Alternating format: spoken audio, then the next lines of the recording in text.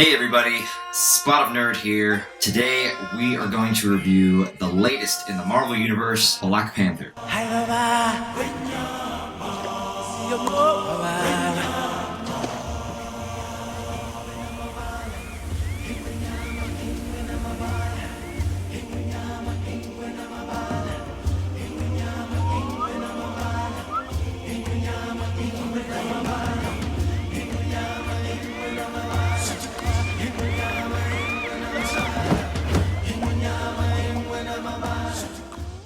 Black Panther really is the James Bond of the MCU. Bond. James Bond.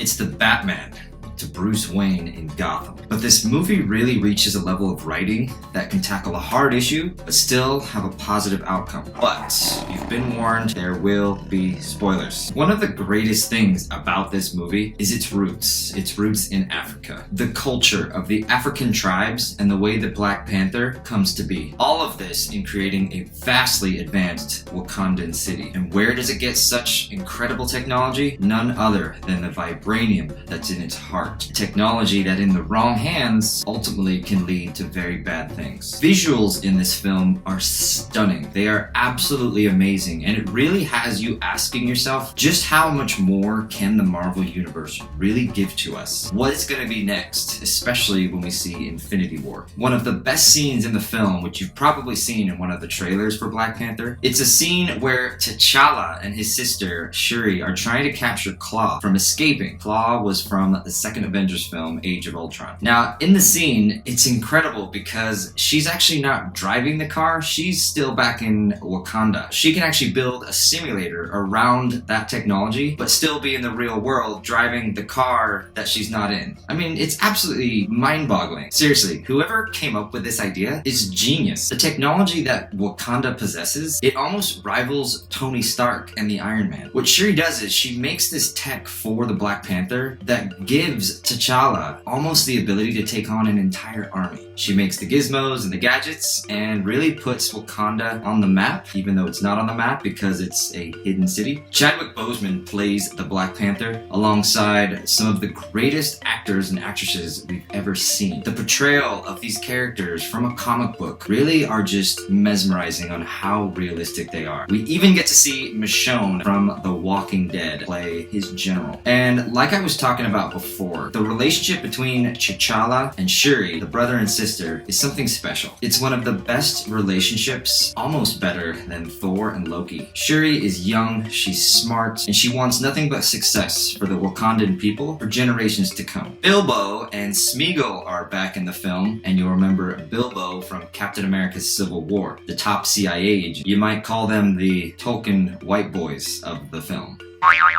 Get it? Tolkien, Lord of the Rings. Claw really is one of the greatest psychopaths that we've ever seen in the Marvel Universe. And who would have thought that Bilbo, aka Everett, would be such a badass? And then of course we have the villain, Eric Killmonger, played by Michael B. Jordan. He's a unique villain, something we haven't seen before, and it almost breaks the mold of your typical bad guy wants to take over the world, take over Earth, blow things up. What makes him so interesting is it was actually the good guys that created him. He was left behind as a young child and grew up to resent and hate those that took away from what he could have had. Which makes this story really incredible because the story kind of wraps itself back around with Killmonger being the villain. The good guys can actually create the bad guys. Killmonger has a lot of hate and a lot of anger. I wasn't exactly crazy about his character. He was a little too angry for me, but at least better than his previous role.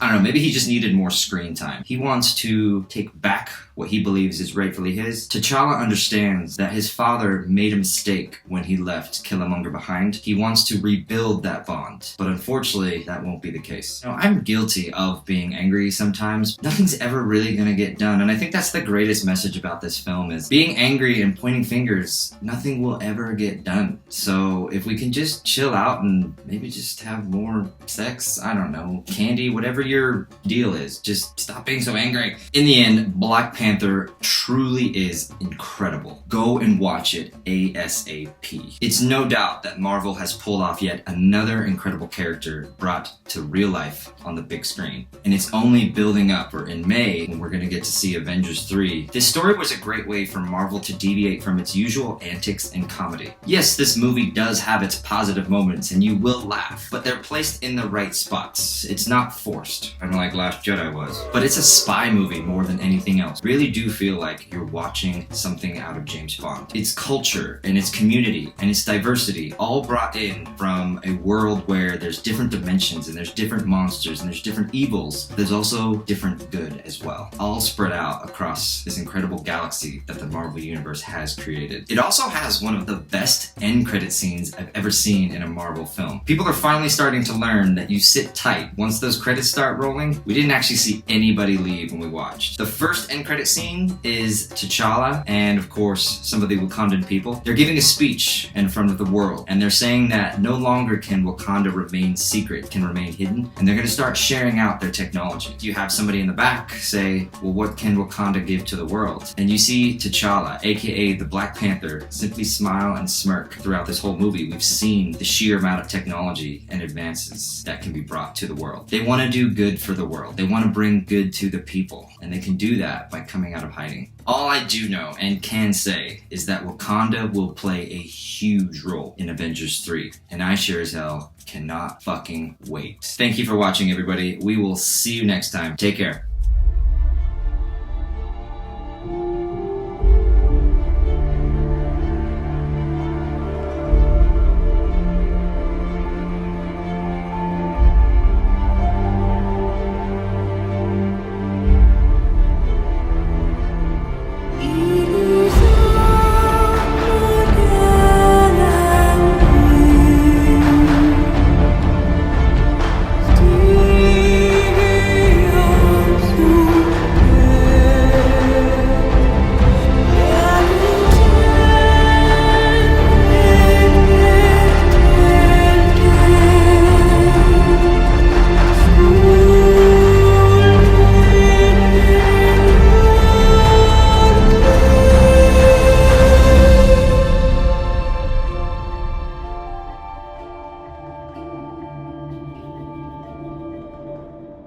You won't find him here. The king has returned. I don't care. Yes, you do.